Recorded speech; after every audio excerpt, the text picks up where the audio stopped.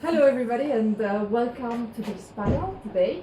We're going to talk about trust in media, and we are here in Davos in an informal meeting, an informal discussion 360 that is taking place in the humanitarian hub. It's the first time that humanitarian organizations get together in a place for partnership for the future, and the EBU, the European Broadcasting Union, is joining them, organizing some panels. So this one in trust in media, we wanted to look at the situation that we're living today with the media and the drastic drop in the trust in society. Recent surveys have said that media is the least trusted organization, institution in the world ever. And this situation that, how did we arrive here? What are things that make us arrive to a level of trust that is so low? In this panel, we have Mr. Moller, Michael Moller, Director General of the UN in Geneva. We have Mr. Markus Preiss, who is ARD, German National Television. He's the bureau chief in Brussels. And we have Roberto Suarez, EBU Head of Strategy. So to set up the scenario and the situation, Roberto, can you tell us what is happening with the trust in media? Well, as you mentioned, Sara, what we are seeing is that citizens are losing their trust in media. This general statement that we could say is true, we also need to look a bit into it. What is happening is that because of fake news, because of the multiplicity of messages, citizens are finding it difficult to distinguish between fake news, to find out what media outlets they can rely on. Still, when we look at data, for example, from Eurobarometer, we see that across Europe, radio is the most trusted media. TV is still overall trusted. Unsurprisingly or not, the press, the internet, and social networks are not trusted by people. What is quite interesting is to see that the gap between those media that are still trusted and those media that are not trusted is increasing year on year. And here's the paradox. When we say that online media, that social networks are kind of the future for democracy, for participation, and this is partly true, still we see that the citizens don't trust on them. So what can we do? So one of the paradoxes that is very interesting is that the trust in media has dropped, but the trust in journalists have increased. Sorry, just 1 second. I need to fix the Sara, microphone. Yeah. It's just catching on the microphone, and we're getting a lot of nasty noise. So Good that it's not live. yeah, that's cool. So you could start that question again if you like. Sorry. So there is a paradox in all this, is that as trust in media is dropping, it seems that the trust in journalists is increasing. You are a journalist yourself.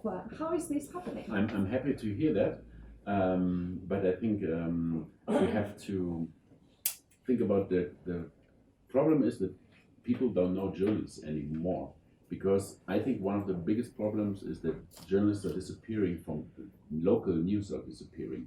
So people have the concept of the media, which is something anonymously on the internet, but it's no longer their guy who investigates in their hometown what are they going to do with zoning, and so really fighting against corruption. So that the person of the investigative journalist they know is disappearing, and I think if that's the case, if journalists are more respected, then I think that's a good news, because we need journalists, and people need to know journalists and not thinking about the media. Mr. Moller, the trust in media, how is it affecting the way we communicate about institutions? You also have a trust problem in institutions like the UN and the NGOs. Well, first of all, we have a trust problem, period, across society.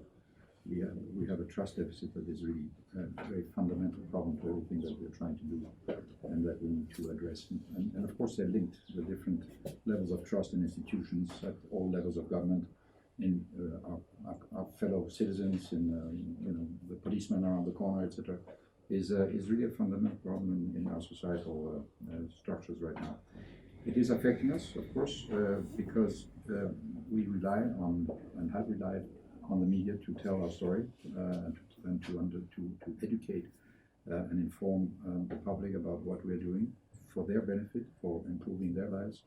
And if the trust in the messenger is not where it should be, then of course the substance of what we're trying to do and what we are doing rather is not, the message is not getting through to the extent that it should.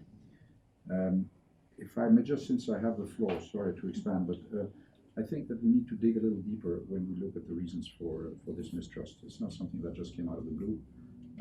It has to do with the evolution of on one hand, the way the press has evolved over the past decades. It has to do very much with the way that technology has evolved. The fact that every single person on this planet has a phone in his or her hand and can access news immediately from anywhere in the globe without increasingly without too many substantive filters. So there's a new environment that is very different from what we're used to, and at the same time also very much a new environment in which these very structures are more needed than ever. We are facing incredible problems, and the fact that all of these citizens in the world, all 7 billion of us, have access means that we also have access to express our views. And most of these people are not informed enough, educated enough to be able to position their being, themselves in the greater scheme of things and understand what is at stake and what their responsibility is in making sure that their societies are working. And this is where we need to really take a hard look at how the media works, how our educational systems work, how these two together can be reformed in a way that will ensure that citizens are better informed and can take better decisions, because we are in the middle of a governance transition in which the state is no longer the sole holder of the truth and certainly not the sole actor. And whereas a multiplicity of stakeholders and a multiplicity of actors are going to be sitting at the table where we discuss and where we take decisions, and it's absolutely crucial that the educational and informational aspect of the dissemination of facts is as neutral and as accurate as possible. And right now it isn't.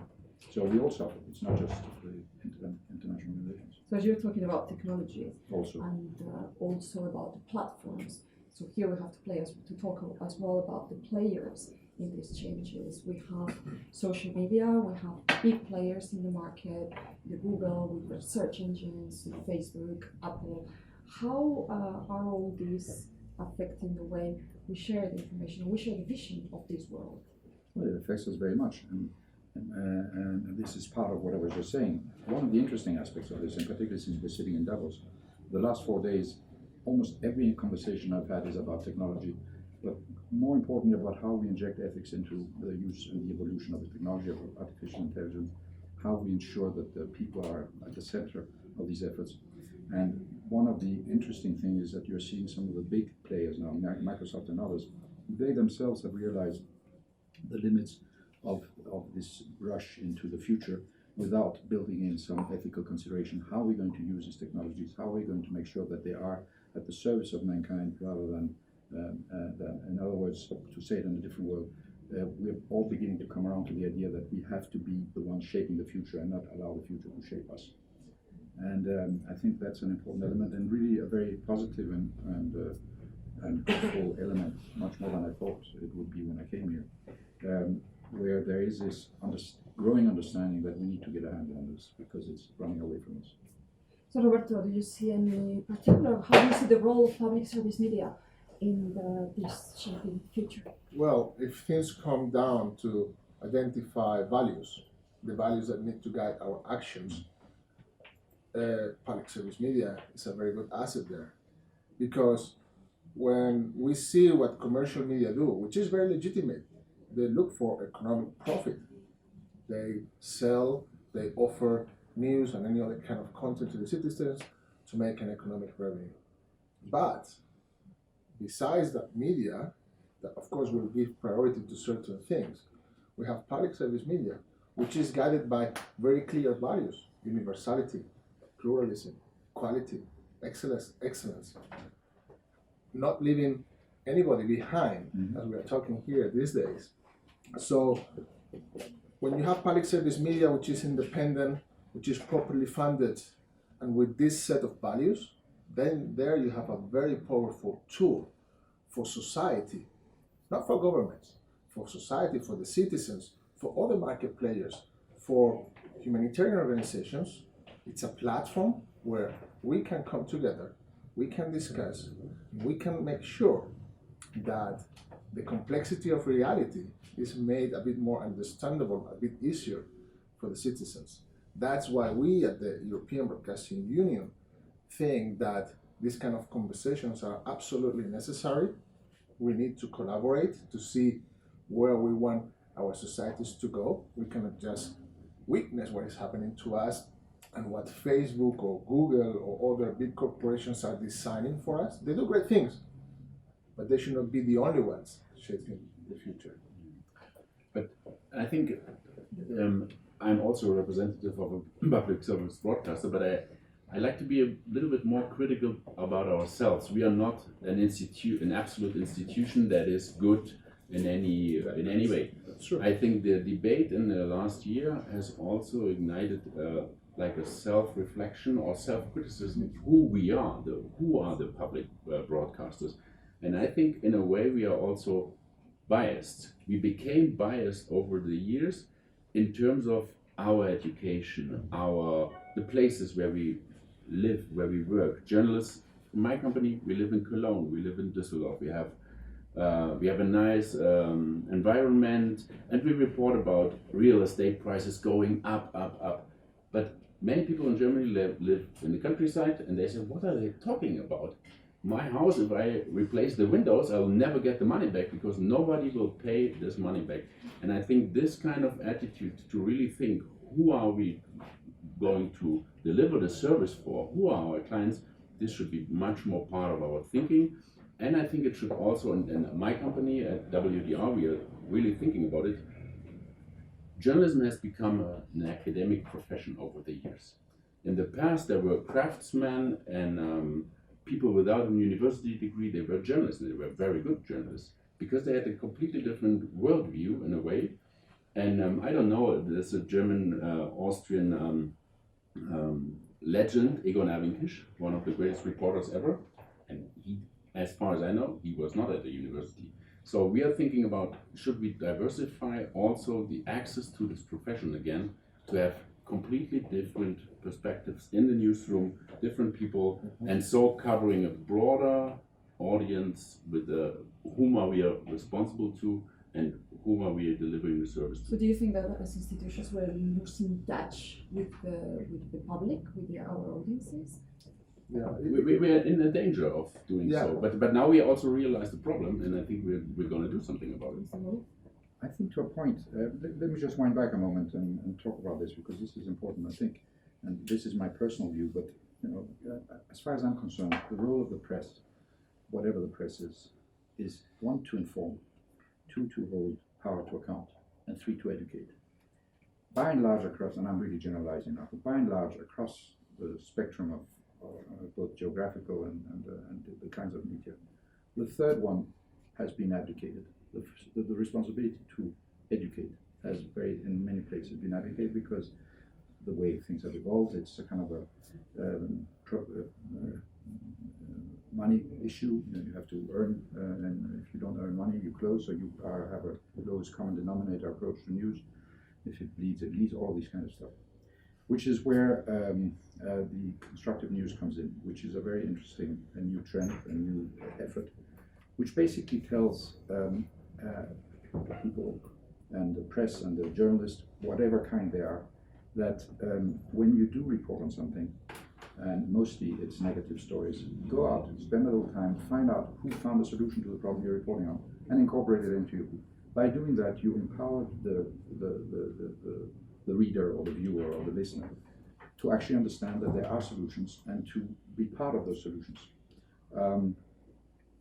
And it's catching on, and I think it makes sense. I think it's really important, and we were all talking about losing your audience.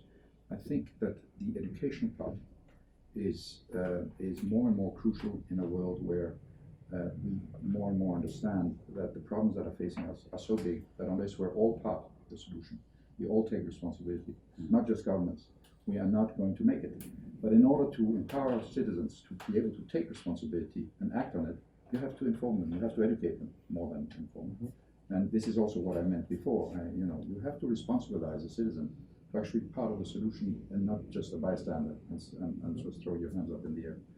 And it's even good business.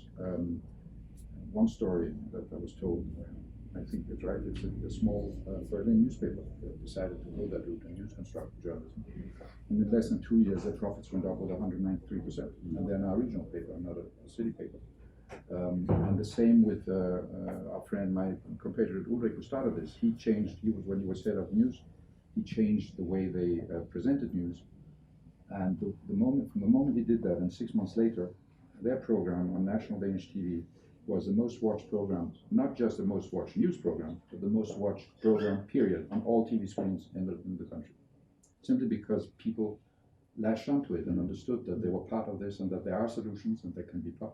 So I'm making the point that it's not just about looking at yourselves as journalists and what kind of journalists, but also looking at it's an attitudinal change and a kind of almost an existential change that we need to look at.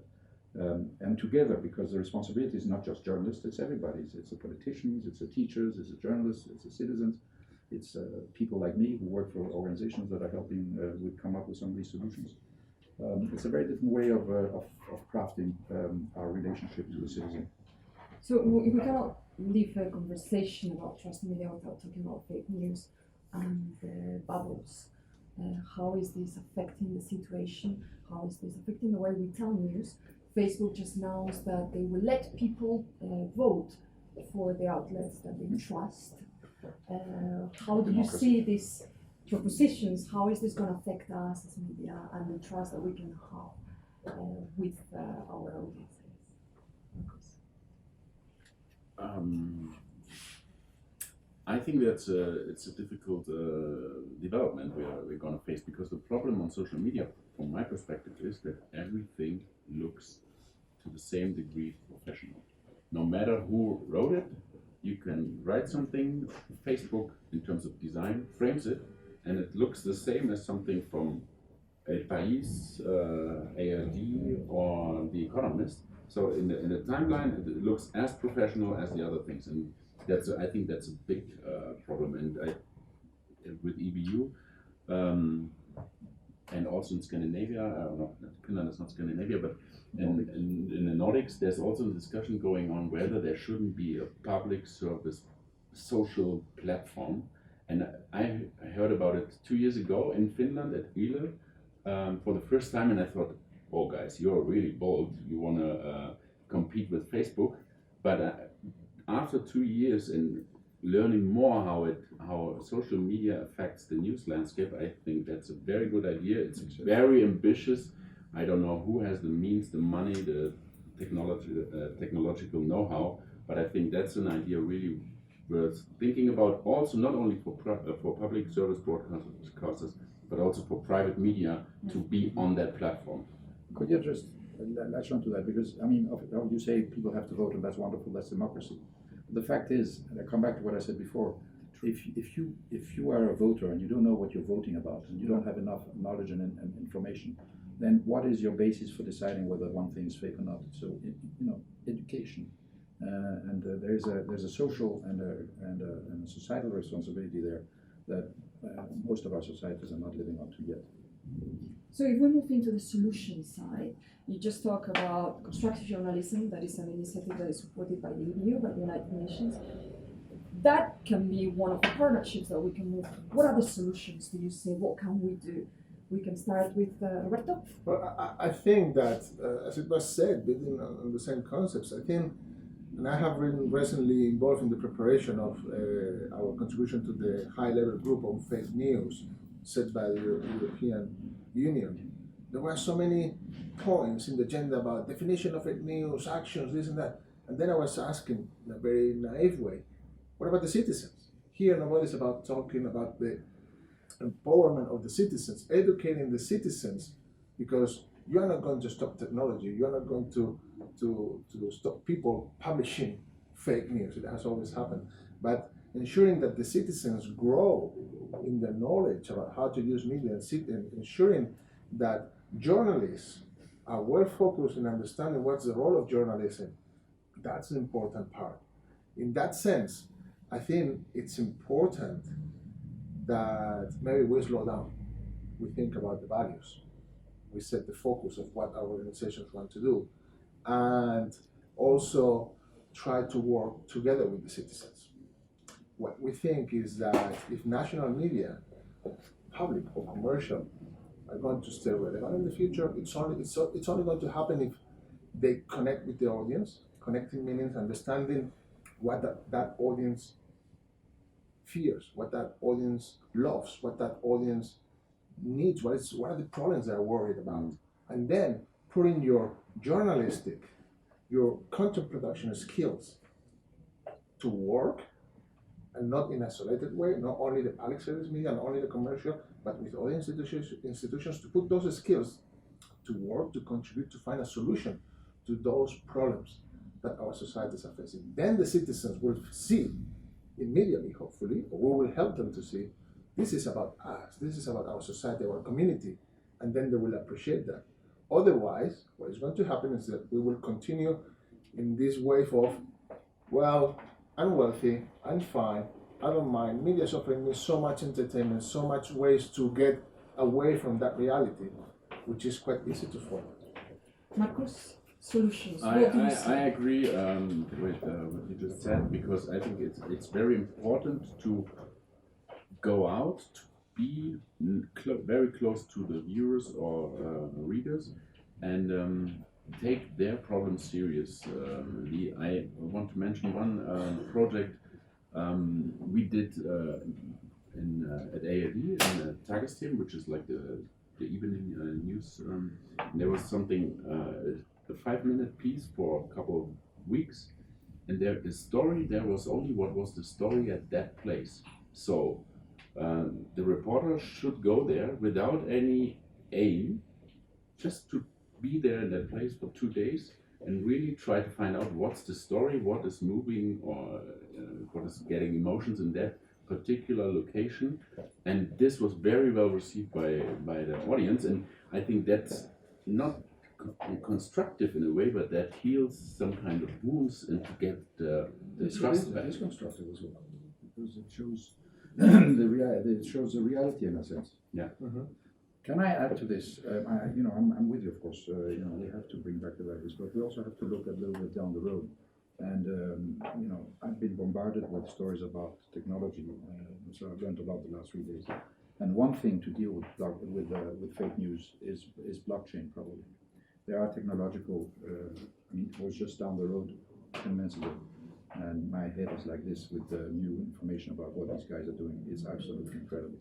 I'm sure that there are blockchain solutions to filter some of these fake news and to help us.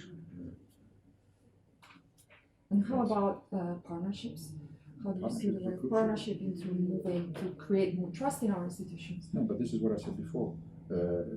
All of these solutions that we have to look at, it doesn't matter whether it's in the press, it's within applications, or it's a climate change, or it's all of the SDGs, you name it. Whatever is going to make the lives of citizens better in the future and their children's lives better can only be achieved if we do it in partnership.